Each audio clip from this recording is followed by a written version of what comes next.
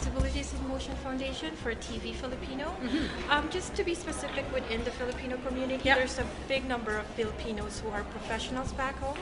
I know this has been asked several times, but we are just wondering, with your current ruling right now, what is your plans specifically for this year? Well, we have two issues that we need to deal with in terms of economic development in Alberta. The first is that we have to work with the federal government to actually do a better job of being able to have more people able to immigrate to Alberta.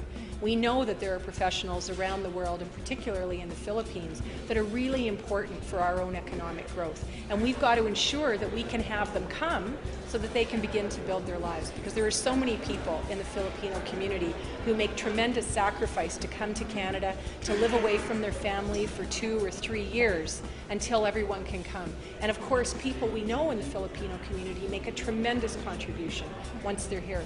The other issue we have to deal with is credentials, and we have to make sure that the professions are accepting people that have credentials. And that's an ongoing process. It's something that we have to do through all of our ministers, through our Minister of Human Services, so that he's actually working with professions to ensure the qualifications that are passed in the Philippines can be recognized here. And that's work that we have to continue to do, not just with respect to the Philippines, with respect to many countries, but credentials will be important, but also expanding our immigration levels would be important. Just a quick follow-up with that one. Like Ontario right now, for you to be a licensed practical nurse, you can just take the exam if you're an RN elsewhere, but over here you can't. You have to go through a year or 2 years of study and 20,000 student loan after. And one of the issues that we have now, as I said, is to work with the professions to ensure that we're bringing enough people who can actually do the work.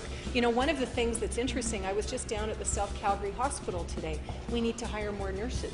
Also, I'm talking about family care clinics, where we're actually introducing licensed practical nurses who will be able to provide medical services to people.